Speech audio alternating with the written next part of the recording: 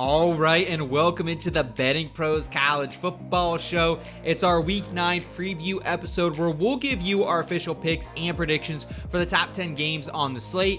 I'm your host, Seth Woolcock, and today I'm joined by two guys who live in the college football trenches, including the heel of this particular program, Terrell Furman Jr. Terrell, how are you? Any opening thoughts as we approach Week 9? Diego Pavia is inevitable. Oh, God bless my Utah Utes. And shout out to the guy who said that I was undefeated in betting against Miami in terms of Miami was whooping me because it came at the perfect time. Let's go. Thank you for that Louisville money line winner. And plus I had Minnesota the same night. I mean, Friday was just amazing. Friday, I was completely elated, on a cloud, and I was riding high. And then Diego Pavia had me higher and then higher. And then the Utah Utes had me crashing all the way down, along with Auburn, believe it or not. Well, Terrell, I know it's always a mixed bag of emotions with you, but glad you got to have a little fun last weekend. Let's keep it rolling here in Week 9. And we're also joined by the man with perhaps the best head of lettuce on the BettingPros staff, Scott Big Time Bogman. Scotty, are you letting your hair down? Are you feeling good about the upcoming slate as we sit here midweek? We need the hair down? Is that what we need? I mean, it's if that's what's gonna mean the difference between some good luck and bad luck, I'll bring this hair down. Let's for go. You. So Let's go. Readjust here. Looking get some of this good. lettuce out. Oh my goodness! This was not planned. There we go. We're not messing around today. Let's let it all hang out. So yeah, I'm ready for this slate. Let's go. Awesome. Well, glad to hear it's all hanging out now, and vibes are high as always here on the program. And shout out to everyone who keeps the lights on by tuning in either on the BettingPros YouTube channel or the audio feed. The easiest free way to support us. Give this video a thumbs up if you enjoy this type of content. And if you're new, make sure you subscribe to the channel so you don't miss a moment of college football betting coverage this season. And before we get to the game previews followed by our best bets, let's take a moment to thank our presenting sponsor, Hard Rock Bet. On Hard Rock, you don't have to wait for week 8 of the NFL season to kick off to get in on the action. There's always something to bet on. If you haven't tried your first bet on Hard Rock Bet yet, there's still time for you to get $150 in bonus bets if you win. Just place a $5 bet, and if it hits, you not only get your winnings, but $150 in extra bonus bets. The NBA is back, which means it's time to shoot your shot on Hard Rock Bet, your home for hoops action all season long. Need a little help with your first bet? Check out these streaks heating up inside the Hard Rock Bet Stats Hub. You can find live odds to bet on and these streaks right in the Hard Rock Bet app.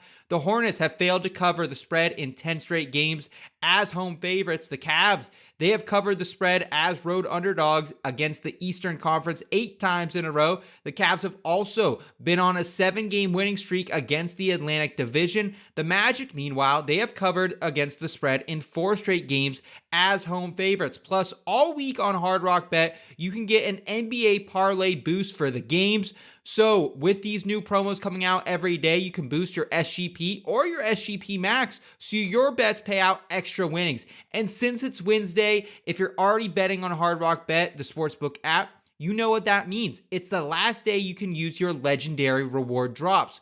Open up the app today and you could have a bonus bet or who knows what in there. More drops come every single Thursday. So if you love betting, which if you're listening to this program, we know you certainly do, then you also love promos, and the rewards and promos are nonstop on Hard Rock Bet. These legendary reward drops on Hard Rock Bet happen every week. So check out the Hard Rock Bet Sportsbook app and make your first deposit today. Terrell, how was opening night? We had opening night last night in the NBA. Did you hit some bets there? I did like OKC or whoever the schedule makers were, making sure Durant was in the building for the banner raising and the ring ceremony and all that. I'm a Rockets fan, so I'm super excited that KD is on the Rockets now, but that was a brutal loss in double overtime last night. Oh, yeah, man. And we had Golden State. I had Austin Reeves. Those were some things that went well for me. Very good. And I mean, I'm looking forward to the entire season, and I really, really, really am looking forward to seeing what the schedule writers cooked up because they had that going.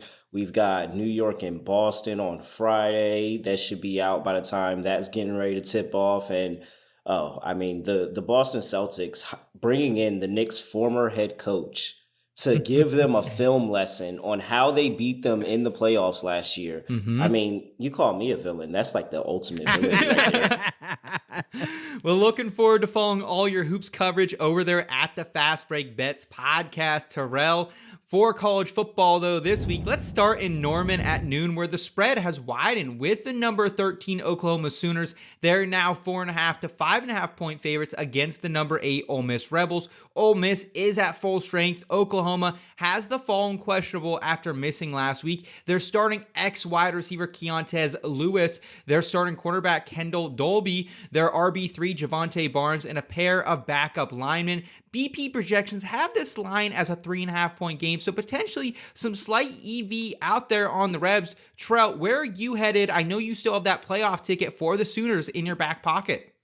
Yeah, still like the Sooners. I mean, they're getting it done, and Mateer is looking better as the weeks go on. They had the game that they needed on the road, playing South Carolina, and they dominated that South Carolina team, and Mateer looked better than he did the week before at Texas. You could tell the hand is getting better. He's getting more comfortable being back in the offense, and so I'm just going to assume that he's going to take yet another leap forward again and look even better this week going up against an Ole Miss defense that really is really leaky, has a lot of holes. I think that the run defense is going to be an issue here for Ole Miss because how did they look really good in that South Carolina game? They were able to run the football, man. And if they're able to run the football, then it's going to be an issue for Ole Miss. So they got to be able to try to find something to stop the run lanes and make this more of a one-dimensional offense. But that defense for Oklahoma is just all world, and I'm just not going to fade them. Like, they're way too good. So yeah. I think Ole Miss is going to struggle here. I don't know if their offense is going to be able to compete with that defense. I like OU at home to keep it rolling. I'll lay the points. Yeah, one of my best bets last week was OU to hold South Carolina under 17.5 points. Was not a sweater at all, so I appreciated them. Boggs, what is your thoughts on Ole Miss versus the Sooners? Yeah, this is going to be a lean to me, and it's because it's looking like we're going to have some weather. At least the weather reports that I'm seeing right now show us at about 90% chance of rain with a lot of wind. I like the over in this game, actually, but I am going to wait until Saturday to see what these weather reports say to see if we get this wind out of here. Because rain actually helps offenses, right? Cornerbacks slip because they're running backwards, stuff like that. Fumbles happen, setting up short fields, mishaps, things like that. Usually trend to help for scoring, but wind over 50 miles an hour really starts to mess with passes and kicks and things like that. So we're going to wait, but in this game, I like the over, and that's where I was at Monday. Nothing has changed. I did like it better 2 points ago when it was 52.5 instead of 54.5. But Ole Miss has moved the ball on everyone. Even when they only scored 24 points against LSU, they still put up like 480 yards. I was getting stuck on the bad I keep getting stuck on the bad offenses that the Sooners have faced. This defense does look all world, as Terrell said, and I do think they are that. But I don't know, Michigan, Auburn, Texas, South Carolina are all below average. Ole Miss is 16th in scoring. So I think Ole Miss is going to score, but I think John Mateer can move the ball. He looks so much better against South Carolina.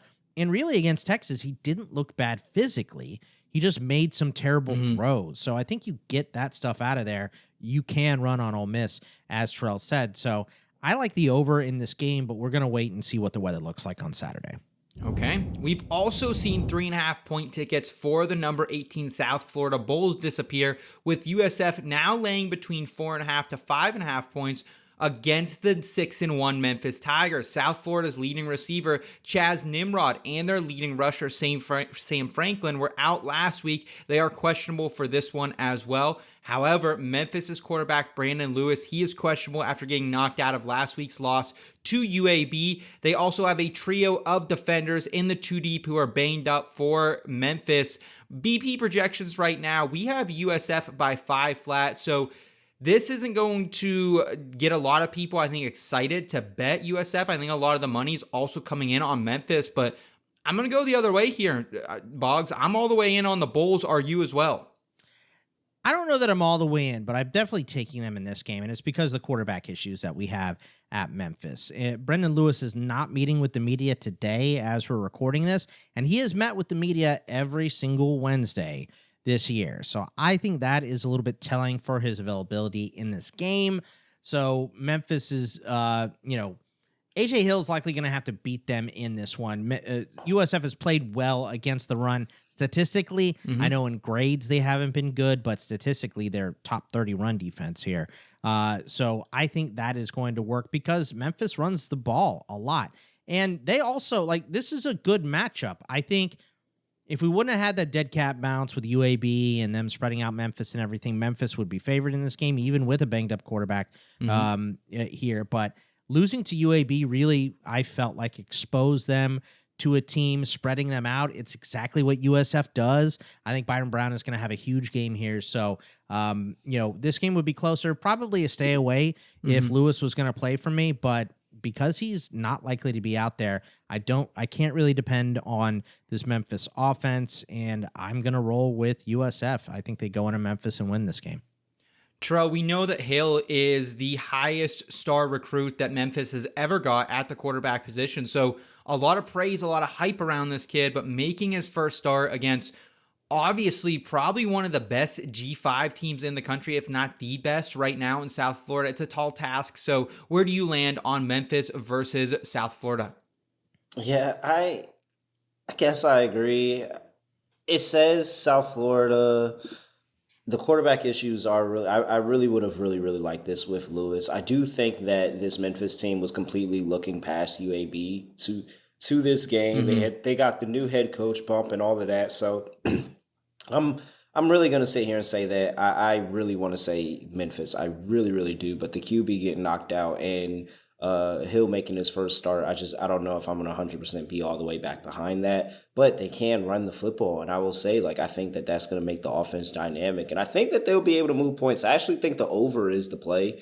And I think that we'll see points scored regardless, even with whatever quarterback. But it's just, what is it going to come down to in money time? What is it going to come down to? I think that I could see USF winning the game and Memphis covering. Maybe this is a field goal and a last possession, last team has the ball wins type of game. But I like points here, and I really would like to be behind Memphis if I had more of a stable QB situation. And who knows? I might Benedict this and end up being on Memphis anyways. But I originally did want to take Memphis because I knew they were looking ahead to this game. But Lewis getting knocked out of the game was extremely unfortunate.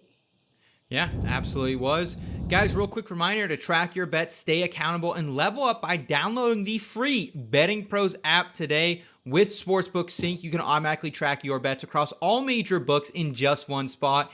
Easily monitor your bet performance by sport and bet type, including game picks, props, and of course parlays. Create custom betting systems to find winning trends and profitable opportunities. New users, you can score yourself 6 months of BP Premium for free with your first deposit and wager at any of our partner sportsbooks. Learn more today at bettingpros.com/premium. We saw the line move a point in Columbia, where you can now get the 4th-ranked Alabama Crimson Tide as 11.5 to 12.5 point favorites against the 3-4 South Carolina Gamecocks. Alabama starting linebacker Kua Rusaw, he's out for this season, being banged up most of the year as well anyways. And the Tide also continue to battle injuries in the wide receiver depth. South Carolina, meanwhile, their starting right tackle Kaysen Henry, he's out for the season. They also have some additional injuries on that offensive line, and maybe more importantly, star edge Dylan Stewart and their starting slot wide receiver Brian Rowe Jr. are both questionable. BP projections right now have this at a 10-point line, but is that enough to pull you off the Tide in this spot, Terrell? I mean, so look at it like this. Alabama has not played their best games on the road this season. They've come out with some wins, 3-point wins here, get destroyed by Florida State there. It hasn't been their best performances on the road. However, South Carolina hasn't looked good anywhere at this point in time. Fair. Like, the offense has been very, very questionable. So at this point, I feel like I'm depending on South Carolina's defense to keep us in the game, and I don't know if that defense is good enough for that. It's not enough for me to run to the window with Alabama on this one. But I could understand Alabama money coming in a lot more than South Carolina money coming in this game, because I just don't know how South Carolina is going to be able to move football. Boggs, That's it.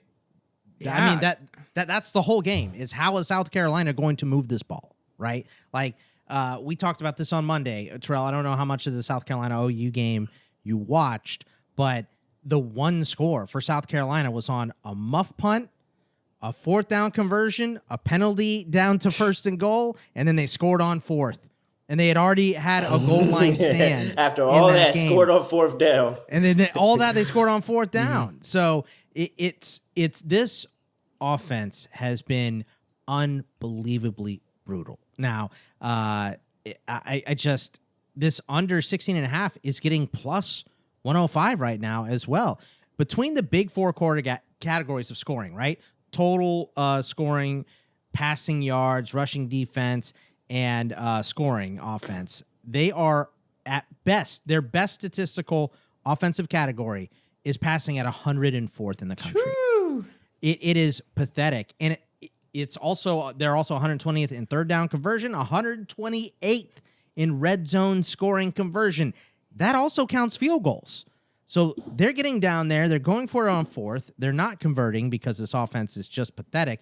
They're 64th in passing grade, Lenora Sellers, right?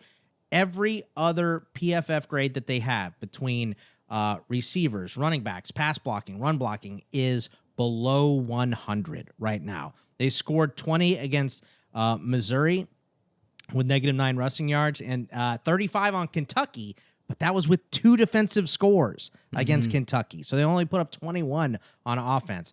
I don't know how they're going to stop Alabama.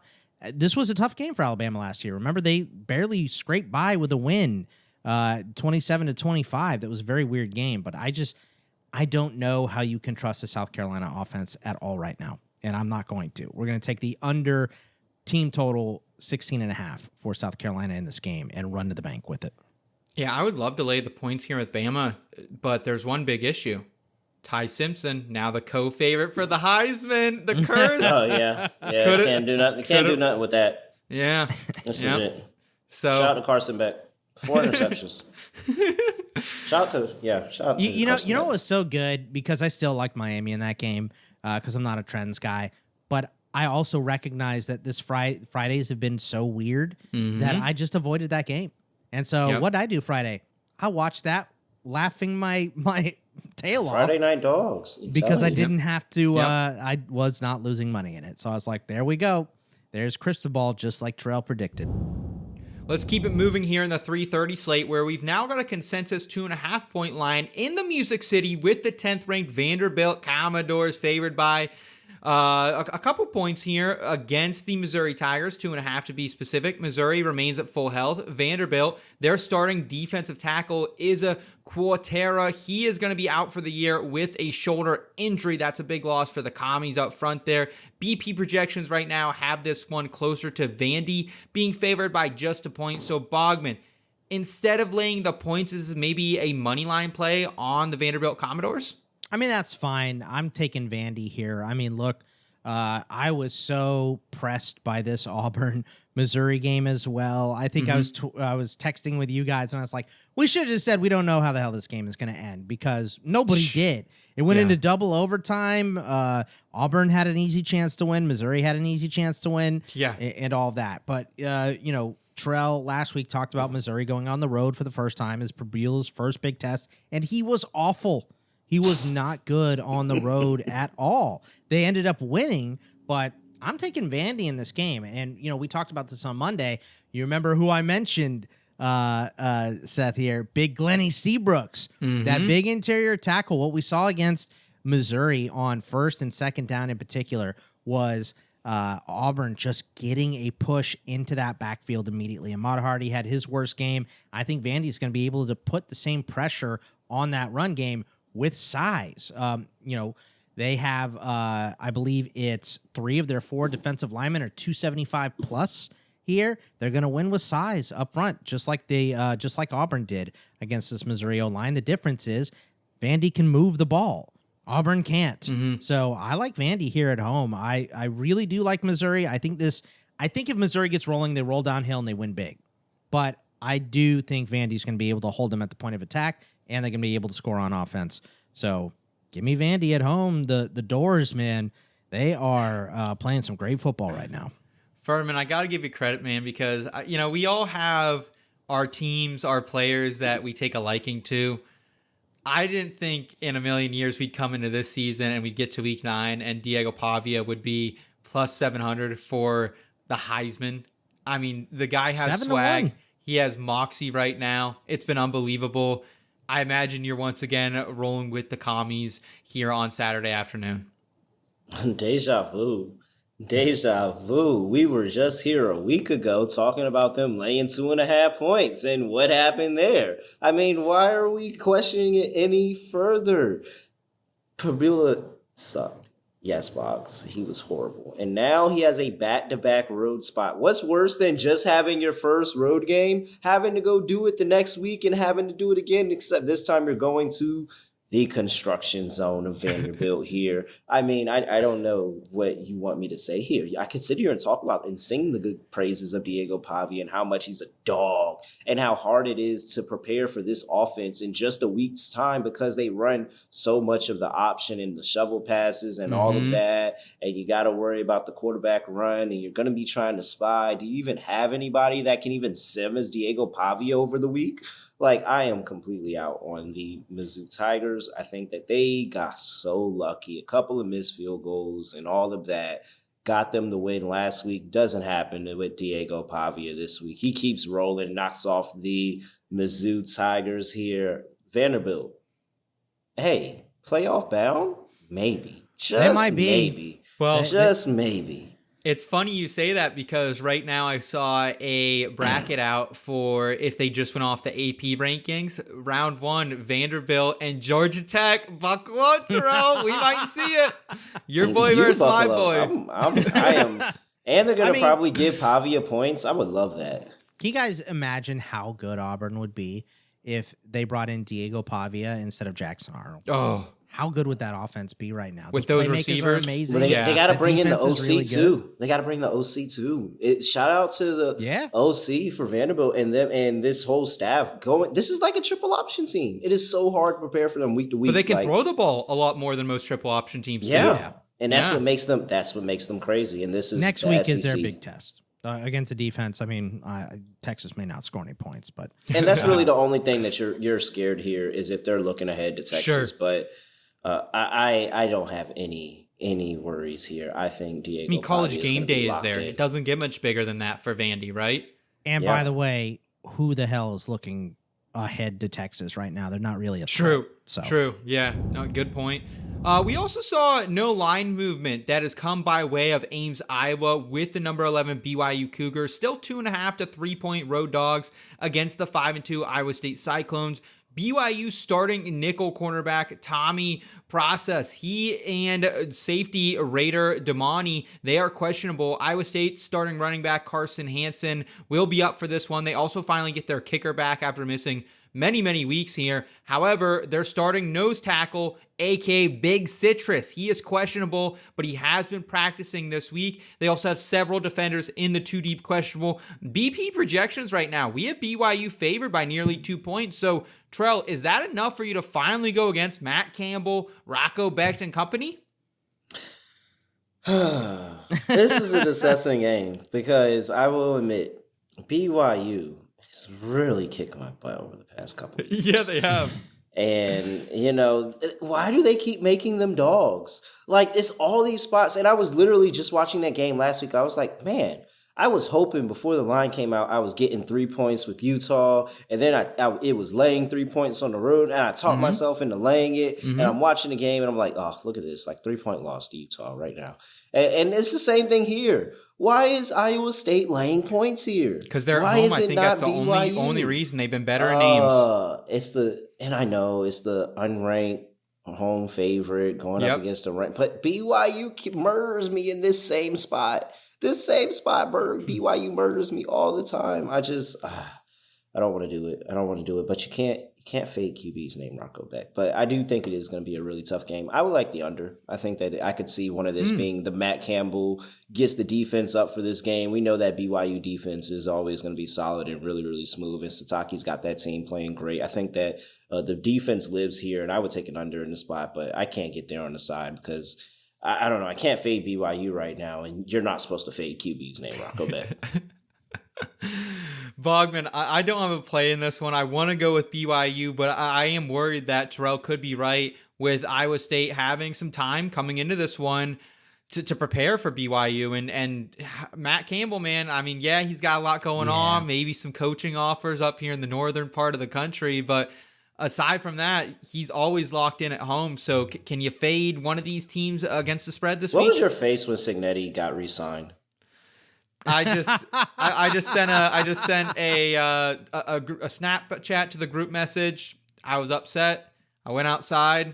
I drank a beer, sadly, listened to Had a Bad Day by Daniel Powder, and I walked back in and continued my day. Yeah, started posting about Matt Rule immediately after that as well. Look, this game, I'm switching. I was a stay away. I'm taking BYU. I understand that this is the most obvious letdown spot, right? Right. That's why. That's why Iowa State, honestly, it's because of the betting public. This is why Iowa State is favored. All the cash is on Iowa State. Ooh, really? All of it. Looking at this, it can't be physically all of it, but it's like 99% of the cash is on Iowa State here. Wow. Because this is, you give Matt Campbell 2 weeks, and this is an away game after an emotional win for BYU. This says upset all over it. And look, Iowa State doesn't typically get rolled. Even when they did get rolled by Cincinnati, they made a comeback in the second half, right? Matt Campbell makes big adjustments. But I just don't care that it's a letdown spot. Iowa State's defense is bad. They're 64th against the run statistically, but grade 133rd. They put no pressure on the passer. They're 122nd in sacks per game with just over 1, and they are 129th in tackle grade. They are going to get their throats run down by BYU in this game, who runs the ball close to a 60% clip. I think BYU is going to out-physical them. I think they're going to dominate time of possession. And the team total over 23.5 is also nice for BYU. I think they're averaging 35.6 points per game. And Big 12 opponents they played is Colorado, WVU, Houston, and Utah. So decent defenses there for 3 of those teams. So I think that I think BYU is going to be able to win this game going away. I just don't really like what Iowa State brings. But this is going to be a lean, not going to be a take, because I don't want to go against Matt Campbell at home with extra time to prep and BYU coming off the emotional win. So I still lean towards BYU, but I'll probably not bet much on this game, maybe half a unit if I do anything. Okay. Yeah, I think Big Citrus, he's going to be the real question mark there, because I feel like the one way you've been able to attack this Iowa State defense pretty consistently, go back all the way to Dublin. Like Avery Johnson ran all over them, right? It's the rushing quarterback, and Bachmeier has that within his bag. So, yeah, I think I could get down on BYU, but think I'll stay off for the time being. We'll see how I feel Saturday morning if I'm going to get invested with that one. Things have tightened up in the blue chip city with the number 21 Cincinnati Bearcats now sitting as 3.5 to 4.5 point favorites against the Baylor Bears. Baylor starting cornerback Tevin Williams III. He's questionable after missing last week's game. Cincinnati, they're at full strength after essentially a bye week down there in Stillwater against OK State. BP projections right now have this line at the key number of 7.5. So, Scotty, any interest in laying the points yet again with the Bearcats? I don't mind taking the Bearcats, right? We show a pretty big lean towards them here, but I like the over. Both of these teams are top 25 in scoring and in pace. Cincy is averaging 36 points per game in Big 12 play, and that's against Kansas, Iowa State, UCF, and Oklahoma State. Baylor's averaging 35. They played ASU, OK State, K-State, and TCU.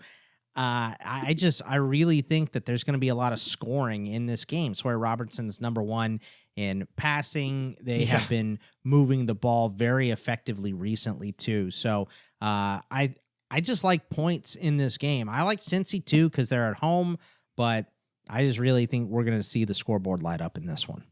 Terrell, do you like Cincy coming off the bye, or do you like Baylor maybe here as a road dog? No, there's no way I would ever take anything with Baylor right now. Like, do you know who still plays quarterback for Baylor? No, Hey, I'll take. my God. Don't look I right will now. say- He's leading the conference in like every statistical category. Yeah, but week one, Yeah, I can tell but you right now. he just is chucker. He's a chucker. You could be down in the games and you're going and getting these garbage time points and all of that. It doesn't mean Terrell nothing. I texted don't me in that believe game him. against Auburn. He's like, Sawyer Robertson sucks. Why did I bet on him? That was like that right out of his mouth week one. So I knew he wasn't going to be on Baylor here. No, absolutely not. Give me Cincinnati, get it done. I believe in the defense. I actually, and I think that's going to be the thing that will make that over just a little scary for you, Boggs. Is if this Cincinnati defense comes out of the bye locked and loaded, ready to go, and really does challenge Sawyer Robertson and forces him into some interceptions. And potentially, when Baylor likes to get turnovers, them turnovers like to go for touchdowns, and that's very, very unfortunate. So as long as we don't get the special teams or defensive scores here, or well, maybe you do want those, and then maybe they'll help you out a little bit more. But I think that it'll work in our favor for Cincinnati. I'll lay the points here with Cincy. Give me Cincy, lay it all. Okay. Since he let Iowa State back in that game late, right? I kind of think that's what we get here. I think since he's dominating at halftime, they let Baylor back in, and that's how we get to the over. So, okay. If you want a chance to win this signed Nick Chubb Cleveland Browns helmet for free, courtesy of our friends over at pristineaction.com, all you need to do is head to bettingpros.com/contest, complete the form, and either A, download the free Betting Pros app, B, leave a review for the Betting Pros podcast, C, subscribe to our social media channels. We're at Betting Pros on X and TikTok, and at Betting Pros NFL on the Instagram. Of course, the more actions you complete, the more entries you're going to receive, and we will announce a winner right here on the channel, so make sure you ring the bell so you can be alerted when new episodes are up and to claim your prize if you are that one lucky winner. The key number of 7.5 is gone if you wanted the 4-3 Mississippi State Bulldogs against the 22nd ranked Texas Longhorns in Starkville. Texas safety Michael Taft, he's out after undergoing thumb surgery. Their starting center, Cole Hudson, as well as their left guard, Connor Stroh, they are questionable. Defensive tackle, Murad Watson, he is also questionable. Mississippi State's running back, Fluff Bothwell, he's doubtful. We also have them lacking some depth on the offensive line right now. BP projections have Texas as over an 8-point favorite. So, Terrell, is this another horns up spot for you? Oh, what? No, I can't trust this team at all. And you know what? I considered taking them because I don't think Boggs is all the way locked in on them either. But it was just a little bit too many points here. I think that Mississippi State can actually make this a game. I wouldn't be surprised if they, do the impossible and shock them outright, especially because I know this Texas team. And if they are prepping for Vandy early, because Vandy is now a legitimate look ahead now, especially with that offense. If they're prepping for Vandy over early and they sleepwalk through this Mississippi State team, it could look very, very similar to some other teams in the past here. Tennessee, maybe this is a cover by Mississippi State. Maybe not outright win, but at least a cover. And I just did not like anything that I saw from them when they were playing against Kentucky. They really should have lost that game outright, but, Stoops happened. So, yeah, I'm all the way in here on Mississippi State. Bogman, are you rolling with your Longhorns? I got a question for Terrell first. Terrell, if Texas played ASU right now, who wins? With Levitt. Wait, is Tyson? Do I get Yeah. Tyson? Let's say Tyson's in there. Okay, Tyson's and Taff in. is in there. Mm. It's a Wow, close bro, game, right? Arch can't move the ball, man. I don't Like, I'm Arch not, can't move the ball. I'm not going to argue either way. You just pick. It's tough, Yeah, right?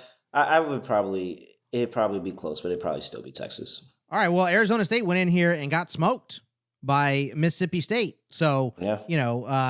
They did. this is a real threat. And maybe Texas was looking past Kentucky to miss State, honestly, with the way they've played. They haven't been good recently, but they open up the season real well. My original take on this game, I don't know if you saw it, Terrell, on Monday, was Texas under 27.5. Now that's moved the wrong way. It's 25.5 now. I mean, So- that's the right direction. That's well, I mean, but it's for betting. wrong. Yeah, for betting, Yeah. but like it's going probably under. the correct direction. Yeah, you're right. But I'm gonna stay away because I just think like Texas gets a defensive touchdown. They could easily go over that, but I think we're gonna go with the Mississippi State under here. It's I believe it's 18.5. They only scored 9 against A&M. Now that was on the road. That was a tougher game. I just don't think Texas defense is still really good. Michael Taft being out is a big deal, but I think they can replace him easier than they can replace anything on the O-line. Obviously, it's been a mess there, but I just think this is a grosser, low-scoring game. So I like the under for the game, and I like the under for Mississippi State.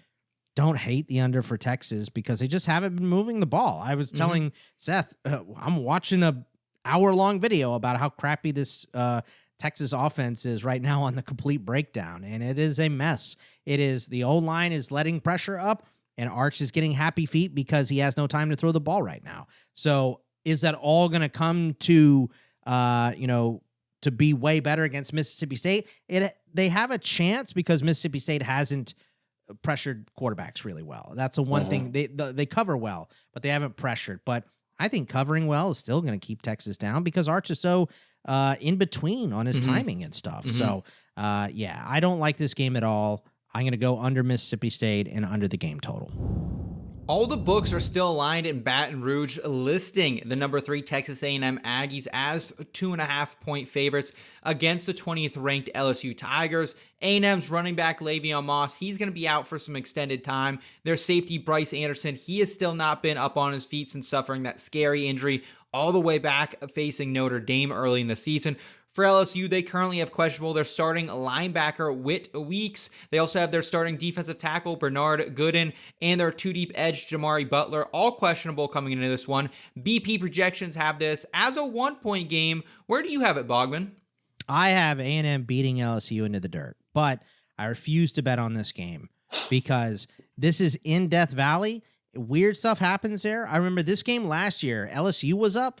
We thought LSU was going to dominate this game, and A&M wound up winning because Wegman got knocked out, and Marcel Reed came in and had an amazing game. Yep. Right? So I think statistically, the way these teams are going, LSU was not in the game against Vandy. They weren't ever really in it. They got dominated in that game. A&M is playing too well right now to go against them, but this game between these two teams, I think this is A&M's biggest rival outside of Texas is LSU right now. So this is going to be a hard-fought game on both sides. The thing that really gives me pause and not wanting to take A&M is not, my hatred towards A&M. It's the fact that the number 1 roster strength going into the season and even now with these injuries is still LSU. They probably have statistically grade-wise the best roster in the country. Performance is garbage for them this year. Brian Kelly is obviously the issue, it seems to me, because his roster is so very good. So to me, it's A&M. There's just no way I could take LSU even if they're home, but because they're at home, because Death Valley is weird, and A&M loves to choke, I'm going to stay away from this one. Hard pass. What about you, Terrell?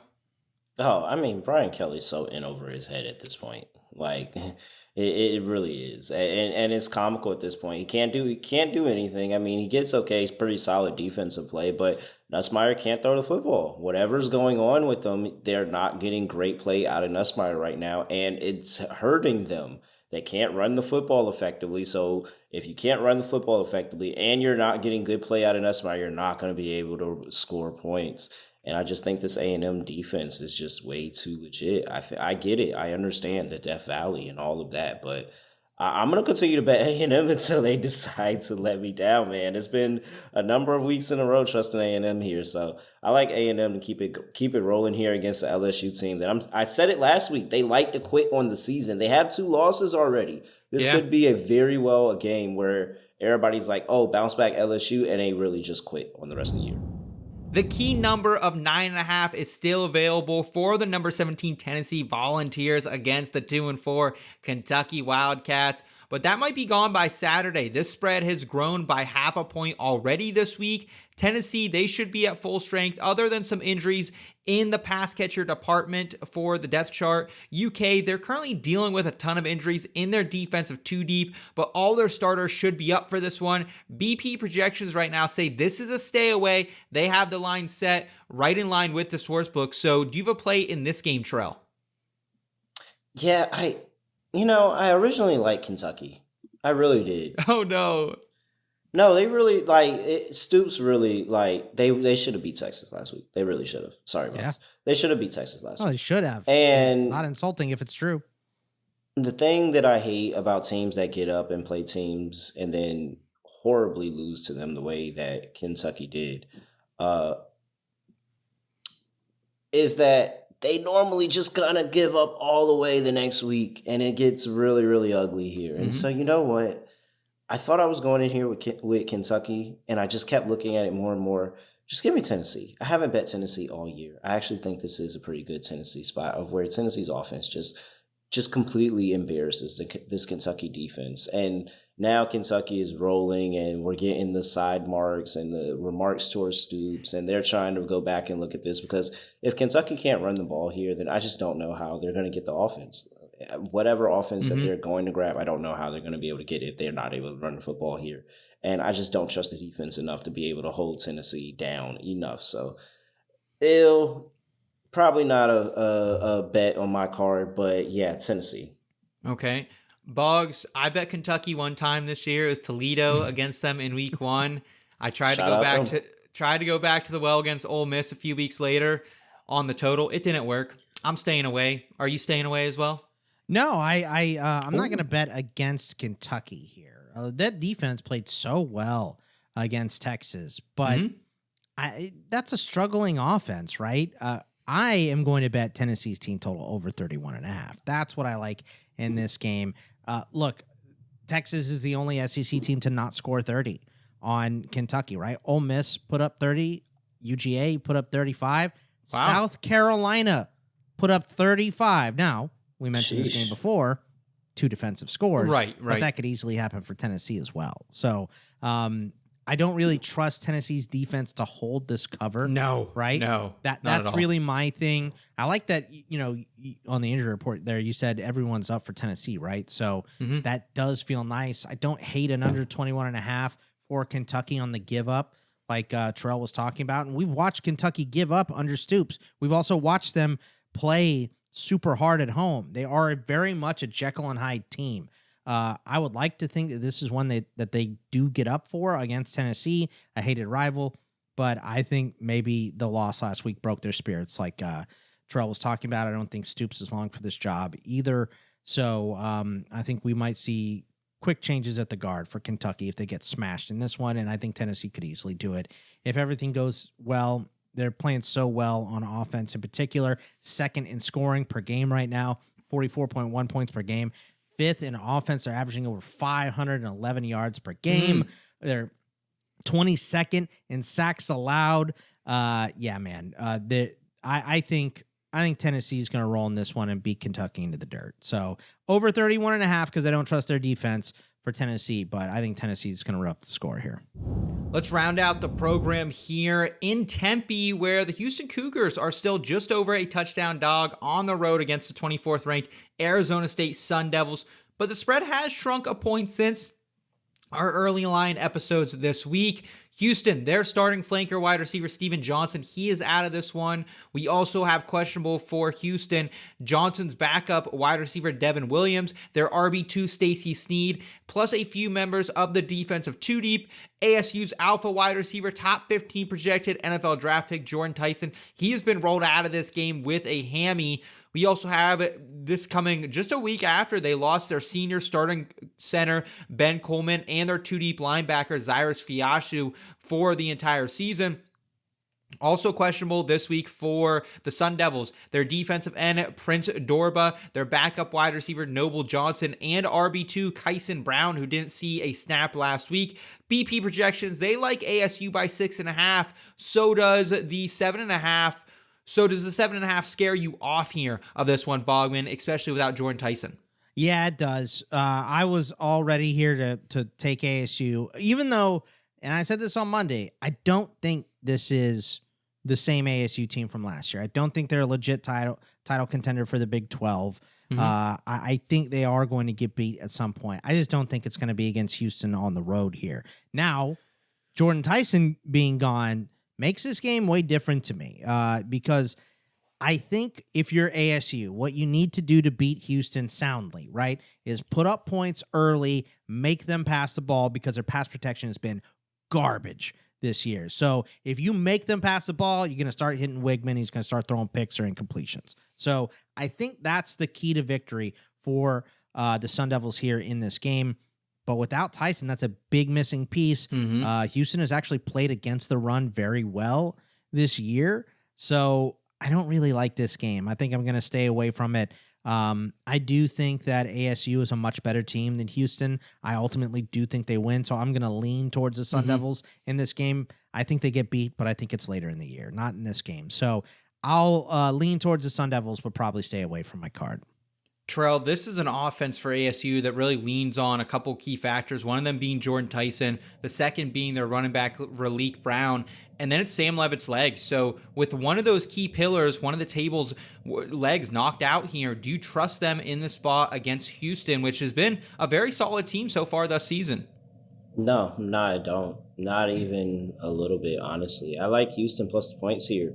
And it's going to be on that defense. If Houston does anything, I mean, college football, college basketball is going to be playing really good defense. And then the offense, okay, might be a little sporadic at times here. The pass blocking, yes, is a real issue, but Arizona State isn't that good of a pass rush team either. And, 84th in pass rush grade. And so I think that is going to be a little bit of a struggle for Arizona State to get to the quarterback. And if Weigman has a clean pocket, he's been very, very good over the course of the season when it's clean. And that's why they've been able to put up points and move the football as they had at times. And so I understand they had the ugly loss to Texas Tech. Everybody did. And this Texas A&M team got them at a moment where they had a backup quarterback. Not Texas A&M, I'm sorry. This Arizona State team caught them in a moment where they had a backup quarterback and was able to get a win. They are celebrating the riding high. I think it comes down a little bit closer to earth. And I think this Houston team is actually going to be up in the game. And so I agree with Boggs. I think the game script is going to be there where Houston says, all right, let's go and put some points on the board really quickly and let's play really good defense and run the football. And so I'm with the Houston Cougars here, plus the points, a little sprinkle on the money line too. Okay, guys, let's get out of here on best bets. And looks like I was the only one to hit the best bet last week. So you had two. You had two. Yeah, Utah missed, but Diego Pavia was inevitable. Well, Terrell, then we'll go ahead and start with you then, hoping to go 1-0 or maybe even 2-0. Who knows how many best bets you have, because we're only living in Terrell's world right now. Yeah, I mean, I could drop a bunch of best bets. I will limit it to one, though. The two did.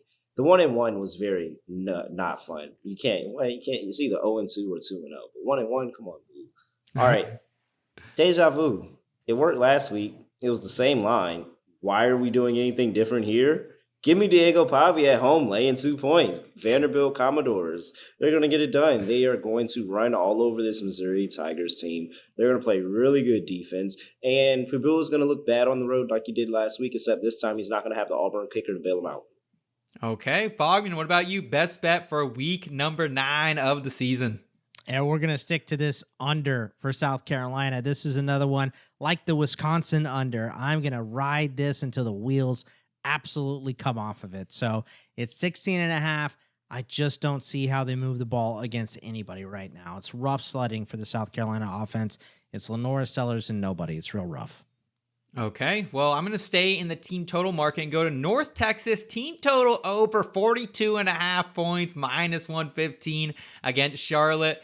North Texas currently the first top team in scoring offense right now, 45 points per game. They are also 24th in total offense, 25th in passing, 45th in rushing. Charlotte, they are bottom of the barrel right now in scoring defense, 125th in the country, 123rd in total defense. That's 132nd against the run, 69th against the pass as well.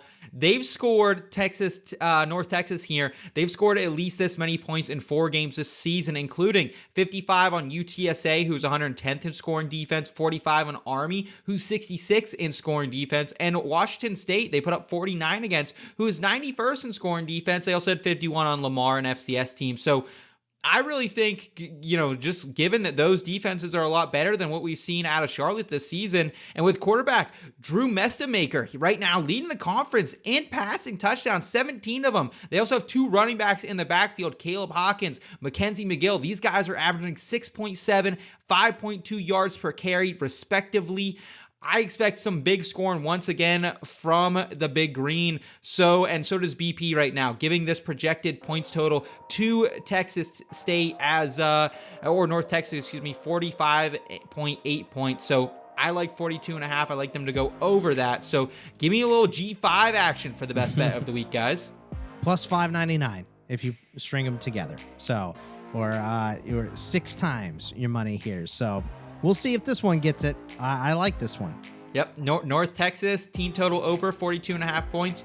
Boggs at South Carolina under. That was how many points again? Plus 105. 16.5 points, but it's plus 105. Okay, and then Terrell's laying 2.5 with Vanderbilt once again. Gentlemen, what a great show. Thank you all so much for joining us on this episode of the Betting Pros College Football Show. Still to come later this week and every week right here on the Betting Pros YouTube channel and the audio feed. Boggs, best bets, and player prop predictions. Let us know down in the comments below your favorite Week 9 picks. And while you're here, make sure you're smashing that like button and subscribing to the channel if you're new. For Scott Big Time Bogman and Terrell Big Game Hunter Furman Jr., I'm Seth Woolcock. Take care, y'all.